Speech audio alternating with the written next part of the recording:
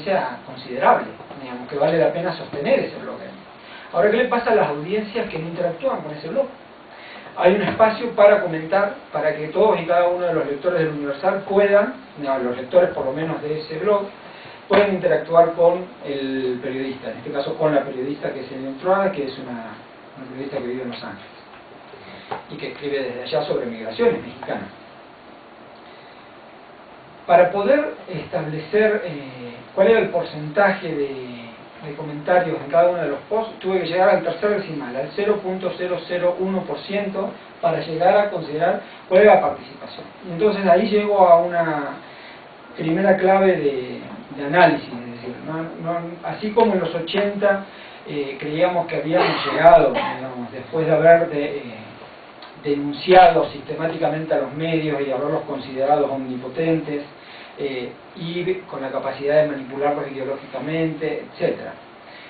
Que entiendo que todos más o menos tenemos claro qué significa eso. Habíamos llegado en los 80 a la democracia semiótica. Los estudios culturales nos dijeron las audiencias hacen con los medios lo que quieren.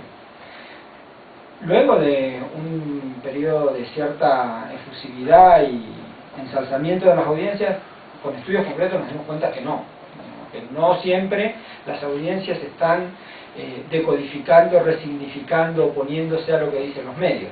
Hay lecturas negociadas, por supuesto, hay lecturas oposicionales, pero muchas veces, y ahora cuando vayamos a ver a los Pumas, probablemente no estemos pensando en a ver cómo me está manipulando el relator deportivo, cuál es la publicidad que están insertando, en qué momento la están insertando. Estamos con una atención importante sobre si los Pumas van a meter un gol o no, y por tanto estamos en un término de recibir la información sin siquiera resignificarla ni preocuparnos por ello.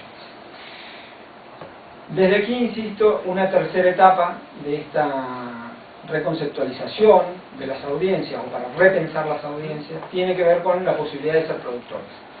Mi primera hipótesis de trabajo, porque este es algo que estamos viendo recién, que estamos intentando, ¿sí?, atrapar y se nos escapa segundo a segundo. Hace un tiempo Octavio Islas decía, cuando creíamos que habíamos llegado a la panacea con la blogósfera, apareció la tuitósfera. Y ya la blogósfera desapareció, ya no es importante estudiarla ni hablar de la televisión, ¿no? Scolari el año pasado, lo primero que tuiteó cuando terminó el Congreso de la Asociación Mexicana de Investigadores de la Comunicación, dijo: México, ¿hasta cuándo con los medios masivos? Claro, él vive en Barcelona, ¿no? Es un argentino, pero vive en Barcelona y tiene un panorama diferente de lo que sucede. Y aquí, el INEGI, los datos que dio Raúl, nos dice que por muchos años más vamos a estar en una relación muy estrecha con los medios masivos y en particular con la televisión. Entonces, no rompo una lanza por las nuevas tecnologías ni por las redes sociales. Sin embargo, nos dan una gran oportunidad. 30 millones de internautas no son pocos millones. Desde aquí también quisiera subrayar una cosa. Aunque las televisoras, sobre todo, los medios masivos, continúen pensando o haciéndonos creer que piensan solamente en términos de audiencias masivas, pasivas, indefensas y manipulables, como nos decía el Tigre, Alejo ya hacía tiempo, esta es una televisión para los jodidos y así la pensamos. Yo diría, digamos, le pondría un acento también a lo que dijo Alma Rosa. No solo, digamos, venden desodorantes, sino también venden audiencias, venden rating los medios de comunicación. Eso es lo único que les interesa a las audiencias significativamente. Insisto, más allá de que nos quieran hacer creer esto, una cosa que a mí me parece indiscutible es que han perdido el monopolio de la intermediación social, como dice Castells. No quiere decir que lo hayan perdido absolutamente, no quiere decir que no sigan jugando un rol cardinal y lo sigan jugando por mucho tiempo, pero es indiscutible que ya no son los únicos que median en la sociedad. La sociedad también está actuando. No soy tecnofílico, tampoco tecnofóbico. ¿Sí? Quiero tratar de dar una perspectiva equilibrada de esta situación. Históricamente, en este relato que nos hizo Alma Rosa respecto de cómo se fue constituyendo, cuáles fueron las decisiones políticas y la simbiosis entre el poder político y las televisoras, fundamentalmente los medios masivos de comunicación en México, Guillermo de Orozco hace mucho escribió una frase que se la hemos repetido hasta el cansancio, que se la hemos plagiado hasta el cansancio, que es que las audiencias no nacen, se hacen. Y tenemos audiencias que por ahí, y ahí puede haber una clave de interpretación de por qué las audiencias en este momento no están tomando la palabra como creeríamos que deberían tomarlo, o en función de las posibilidades que tienen para tomarla. Y es que hay una cultura de ser audiencias en México creada fundamentalmente a la luz de Televisa. Una cultura de ser audiencias que, insisto, nos hizo creer que las audiencias solo teníamos la posibilidad de encender o apagar el televisor, o en todo caso enojarnos o cuestionar lo que decían los locutores de turno, o emocionarnos o entristecernos o reírnos con las telenovelas que nos ponían y que nos siguen poniendo Televisa en todo momento. Creo que ahí hay una clave de lectura, y creo entonces que hay dos grandes alternativas para reaccionar como audiencias. En el ámbito de los derechos de las audiencias, indiscutiblemente, y ha sido una lucha que los tres colegas que están aquí sentados han sido protagonistas de esa lucha, y no se han cansado de luchar pese a los magros esfuerzos, es la línea de la legislación, ¿no? La reforma legislativa que, como decía Ana Rosa, contemple los derechos de las audiencias y indiscutiblemente proponga una diversificación en la pluralidad de los medios, que ustedes tienen, en ese tema no me voy a meter porque si no voy a monopolizar la palabra todo el día, una puesta al día muy importante y una síntesis clara y precisa de lo que entiende la sociedad y los distintos actores ciudadanos respecto de la pluralidad de los medios en el último encuentro que organizó la Asociación Mexicana de Derecho a la Información, con Raúl Trejo a la cabeza, quien preside el comité ejecutivo actual, en el cual se revirtieron una serie de propuestas muy significativas que se vienen a sumar a las muchas propuestas legislativas que se vienen proponiendo desde hace años en función de diagnósticos contundentes como los que nos acaba de dar Alma Rosa, Raúl y seguramente ahora Gabriel.